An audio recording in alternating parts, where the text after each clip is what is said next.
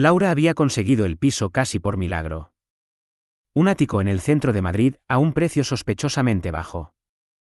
La zona era buena, la luz natural entraba a raudales por la ventana del salón, y todo estaba decorado con un gusto antiguo pero acogedor, suelos de madera, molduras en el techo, paredes blancas y altas. Solo había un detalle que le generaba incomodidad, una puerta al fondo del pasillo que siempre estaba cerrada con llave. Es el trastero compartido, le explicó el casero durante la entrega de llaves. Está vacío, no necesitas preocuparte por él. Nunca nadie lo usa. A Laura no le gustaba esa respuesta, pero no insistió. Ya había firmado el contrato. La primera noche en el piso fue tranquila. Colocó algunos libros en la estantería, preparó una cena rápida y se tumbó en el sofá. Todo parecía en orden, hasta las 3:33 de la madrugada, cuando el silencio fue roto por un sonido metálico, el giro lento y suave de un pomo de puerta. Se sentó de golpe. El sonido venía del final del pasillo. De esa puerta. Pensó que podía haber sido su imaginación, el crujido de la madera o el movimiento natural del edificio viejo. Pero al acercarse, notó algo aún más extraño, una sombra se proyectaba bajo la puerta, como si alguien estuviera de pie al otro lado, inmóvil, esperando. Volvió a la cama, sin abrirla. Esa noche durmió mal. Las noches siguientes, el sonido se repitió. Siempre a la misma hora, 3:33 de la madrugada. El pomo giraba con calma, sin llegar a abrirse. La sombra seguía apareciendo, delgada, alta, alargada por la débil luz del pasillo. Laura empezó a colocar toallas en la rendija inferior. Luego puso una silla trabando el pomo. Al final, colocó una mesa frente a la puerta con un peso encima.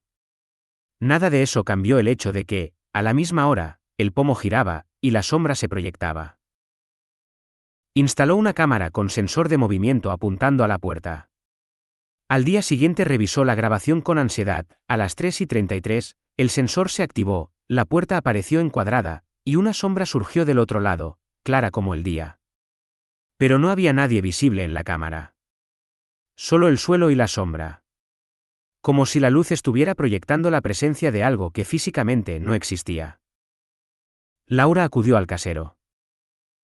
Aquí pasan cosas raras, dijo, intentando sonar calmada.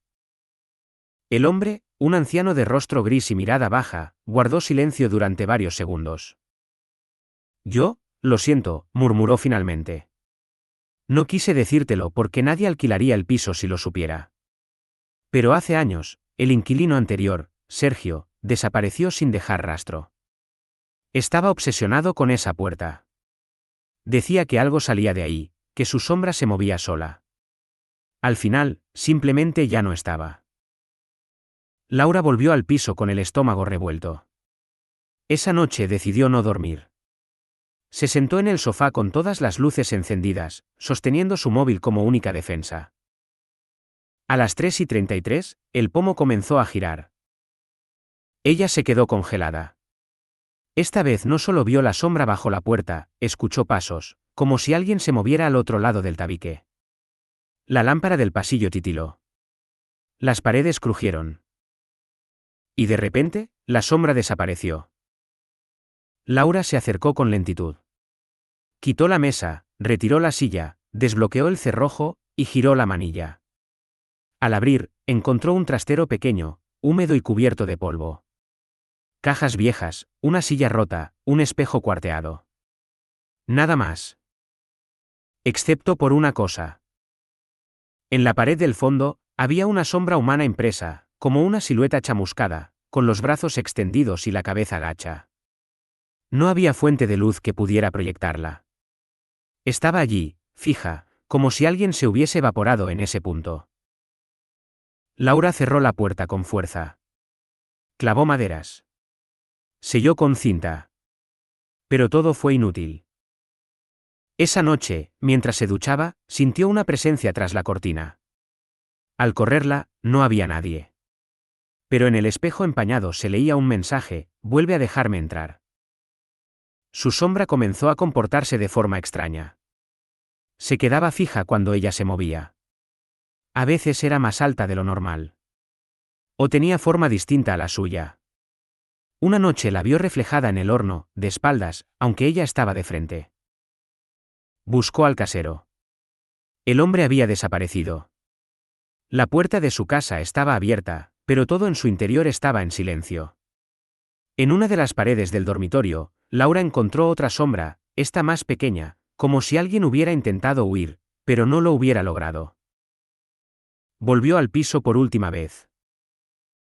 Esa noche, planeaba escapar.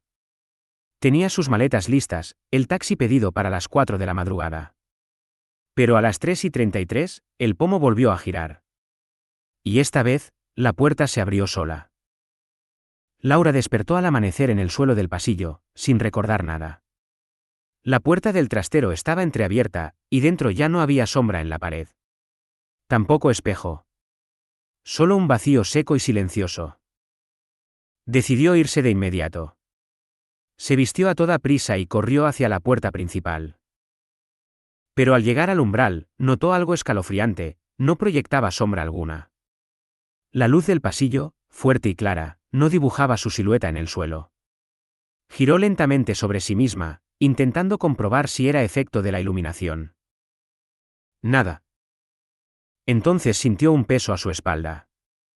Giró de golpe y vio lo impensable, su sombra estaba del otro lado de la puerta del trastero, mirándola, quieta, dibujada en el suelo. Como si aún estuviera encerrada allí. La comprendió de golpe, lo que había salido del trastero no era una sombra. Era su propia sombra, arrancada de su cuerpo. Y ahora, al haberse separado, ya no era del todo humana. Desde ese día, Laura ya no duerme. No porque tenga miedo, sino porque su sombra no ha vuelto. Y cada vez que pasa frente a un espejo, su reflejo parece demorarse un segundo más que ella en reaccionar. Como si algo, alguien, estuviera intentando regresar. Julián no dormía. Lo había intentado todo, infusiones, meditación, pastillas de melatonina, dejar el móvil 1 hora antes de acostarse, nada funcionaba. Cada noche, al apagar las luces, su mente se convertía en un bucle de pensamientos que no sabía cómo detener. Fue su terapeuta, la doctora Vilar, quien le habló del concepto de la sombra. No es una sombra literal, le dijo durante la tercera sesión.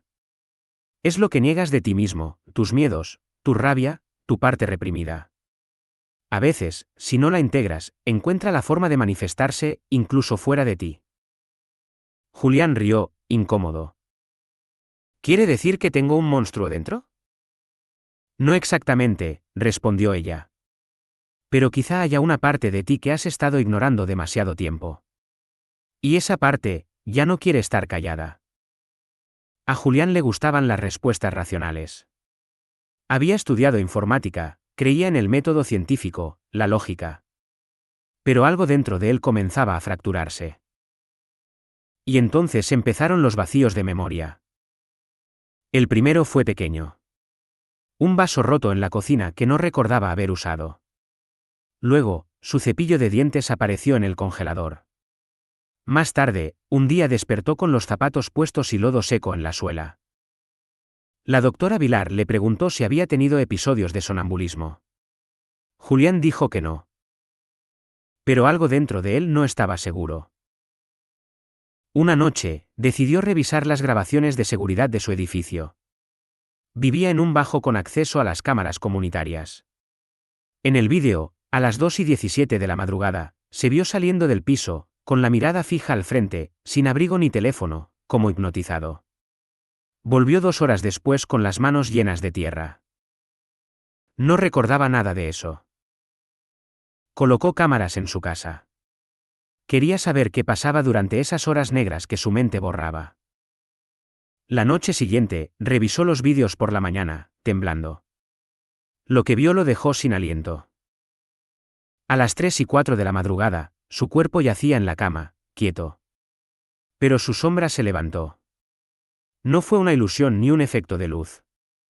Su sombra, oscura, fluida, se despegó del colchón y comenzó a caminar por la habitación. Se paró frente al espejo, pero en el cristal no había reflejo. La sombra se giró hacia la cámara y permaneció allí, mirando, como si supiera que estaba siendo observada. Julián no supo si gritar o llorar. Guardó el vídeo y lo llevó al día siguiente a su terapeuta.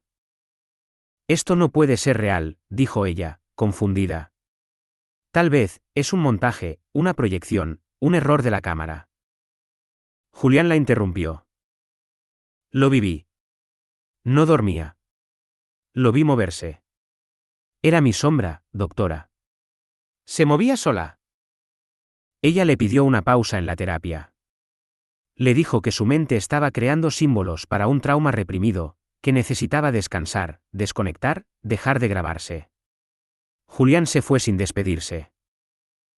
Esa noche, no se grabó. Y fue la peor noche de todas. Despertó con la cara magullada, la mandíbula desencajada y las uñas rotas. Su cama estaba empapada en sudor. Las luces del pasillo parpadeaban, y en el espejo del baño había un mensaje escrito con lo que parecía tierra mojada. Ya es mi turno. Los días siguientes fueron un borrón. Gente en la calle lo saludaba por su nombre. Una vecina le agradeció por ayudarla con las bolsas, pero Julián no recordaba haberlo hecho. Encontró en su móvil vídeos grabados por él mismo hablando frente a la cámara, pero su tono de voz era distinto, más bajo, más burlón.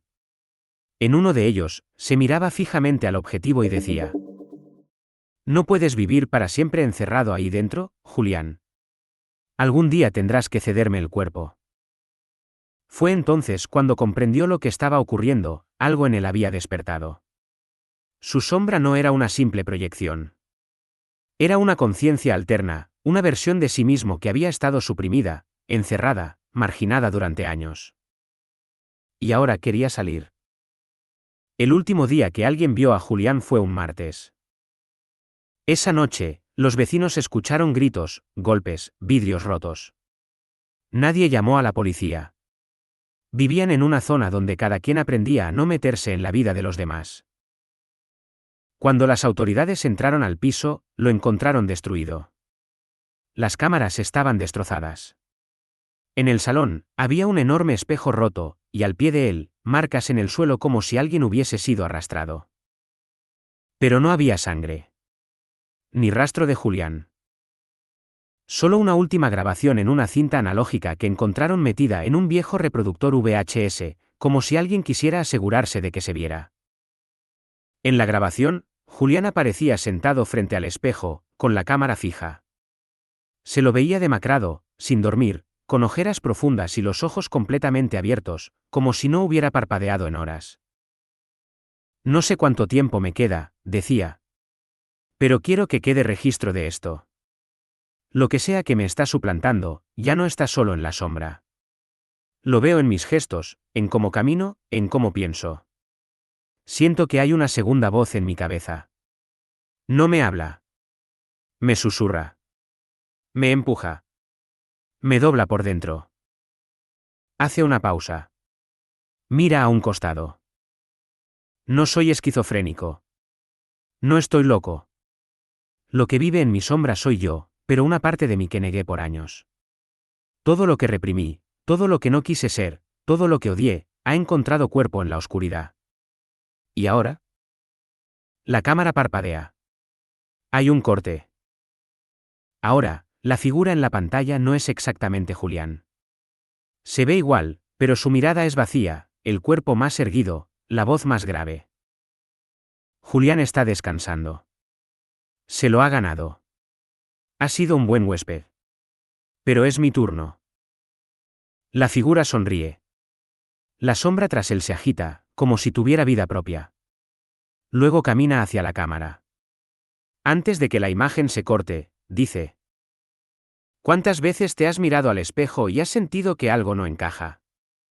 A veces no es el reflejo el que miente. Eres tú». Desde entonces, nadie volvió a ver a Julián. Pero hay una historia que corre entre los técnicos de seguridad que revisan grabaciones urbanas en Madrid. En algunos vídeos de cámaras de vigilancia, en plena noche, se ve a un hombre caminando solo. Su silueta parece normal, pero su sombra va a medio segundo de retraso. Como si no quisiera seguirlo, sino vigilarlo. En las afueras de un pueblo andaluz llamado Peñasilente, había una casa vieja, desvencijada y hundida en la tierra como si quisiera ocultarse de sí misma. Nadie recordaba a quién pertenecía ni por qué seguía en pie. Algunos decían que había sido una escuela durante la Guerra Civil. Otros, que allí se realizaban rituales antiguos, de los que ya nadie habla. Lo único seguro era esto: nadie pasaba por allí al anochecer. Héctor llegó al pueblo como arquitecto de patrimonio.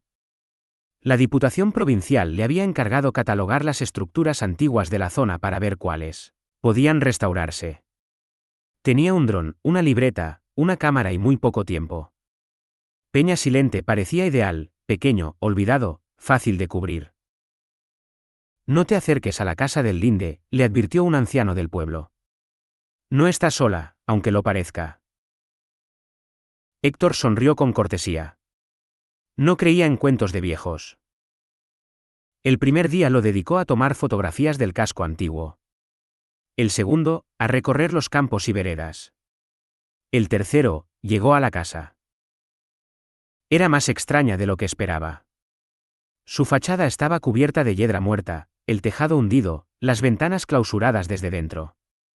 Pero había algo más, algo que no encajaba con la lógica. A plena luz del mediodía, la casa proyectaba una sombra inmensa y oscura, desproporcionada, que se alargaba por el suelo como un manto vivo. Héctor dio un paso más y notó que el dron no registraba sombra alguna desde el aire, aunque él sí la veía en el suelo. Como si fuera invisible desde arriba, pero tangible desde el suelo. Ese fue el primer aviso. No lo entendió. Esa noche, revisó las imágenes. Ninguna mostraba la sombra. En algunas tomas, incluso, el contorno de la casa parecía deformarse, como si estuviera distorsionado por una fuerza ajena a la geometría. Decidió volver al día siguiente, más temprano. El cuarto día entró por una ventana rota. Dentro, el aire estaba espeso, húmedo, cargado de polvo y algo más, algo antiguo. Las paredes estaban cubiertas de escrituras extrañas, parecidas al alfabeto latino, pero distorsionadas, como si alguien hubiese intentado imitar el idioma humano sin conocerlo del todo. En el salón principal encontró un mural pintado a mano, representando a un grupo de figuras de espaldas, todas mirando hacia una pared negra donde había otra figura aún más oscura, sin forma definida. Parecía absorber a las demás con su sombra. En una de las habitaciones encontró algo más perturbador, un diario de notas. Cubierto de polvo, con el nombre Ed Villar en la primera página. Las entradas estaban fechadas entre 1938 y 1941. En ellas, el autor describía cómo los niños que estudiaban allí comenzaron a cambiar. Sus sombras se alargaban más de lo normal. Empezaron a murmurar en idiomas desconocidos. Uno por uno, fueron desapareciendo. Una frase se repetía al final de cada página. La sombra se alimenta de quienes olvidamos. Héctor cerró el diario. Afuera, el día comenzaba a nublarse. Al irse, notó algo que lo dejó paralizado: su sombra ya no coincidía con sus movimientos. Iba medio segundo detrás de él, como si alguien la estuviera arrastrando por voluntad propia. Trató de ignorarlo. Volvió al hostal. Pero no pudo dormir. Esa noche soñó con niños de ojos vacíos, con bocas abiertas en silencio, apuntando hacia él desde un rincón oscuro donde su sombra no alcanzaba. Despertó sudando, con la sensación de que alguien lo observaba desde el armario. Fue al baño, encendió la luz, y en el espejo, vio su reflejo. Pero su sombra no estaba con él. Volvió a la casa al amanecer. Ya no por trabajo, sino por necesidad. Quería entender. Al llegar, la casa ya no parecía ruinosa. Tenía las ventanas íntegras, puertas cerradas, y el tejado reparado, como si regresara en el tiempo. La sombra se extendía aún más lejos, cubriendo parte del camino. Y dentro, todo estaba ordenado. Y lo peor, se oían voces. Niños riendo. Susurrando. Corriendo por los pasillos. Héctor bajó al sótano, siguiendo un sonido hueco. Allí encontró una especie de círculo ritual dibujado con ceniza, y en el centro, una figura oscura, más densa que el aire mismo, con forma humana pero sin rostro. La sombra habló sin boca. ¿Cuántos olvidas al día, Héctor? ¿Cuántos rostros se pierden en tu memoria? ¿Cuántos nombres dejaste de pronunciar? Héctor quiso responder, pero su garganta no se movía. La sombra siguió. Yo recojo a los que ya nadie recuerda. A los que se pierden en fotos viejas, en cementerios sin flores, en libros sin nombre. Los traigo aquí, donde aún pueden existir. Y entonces la comprendió. Esa casa era un refugio del olvidado. Un lugar donde los recuerdos negados, las personas que el tiempo y la desidia habían borrado, se convertían en sombras que buscaban una nueva forma de vivir, a través de otros. Ahora tú me recordarás por ellos. Héctor despertó en su coche, estacionado frente a la casa. Era mediodía. Parecía un mal sueño. O eso creyó. Cuando volvió al pueblo, nadie lo reconoció. Ni el dueño del hostal, ni el alcalde, ni la mujer que le había servido café cada mañana. Su tarjeta de identificación estaba vacía. Su teléfono, reseteado. Sus fotos del trabajo, borradas. Era como si nunca hubiese estado allí. Solo una cosa quedaba intacta, su sombra. Ahora era más grande, más pesada. Caminaba con independencia. Algunas noches, lo veía reflejado en el cristal de una tienda cerrada, y su sombra se movía antes que él. Días después, desapareció. Lo último que se sabe de Héctor fue un mensaje de voz enviado a un compañero de trabajo, lleno de estática, con estas palabras. No los olvides, o vendrán a por ti también. Las sombras recuerdan lo que nosotros tiramos al olvido. Cada vez que olvidas un rostro, ellos lo reclaman. No lo hagas, no olvides. Desde entonces, otros han visitado Peña Silente. Algunos vuelven sin memoria. Otros, sin sombra. Y hay quienes aseguran que, si caminas por el linde al anochecer, puedes ver a un hombre de pie frente a una casa que ya no existe, cuya sombra se proyecta al revés, mirando hacia ti.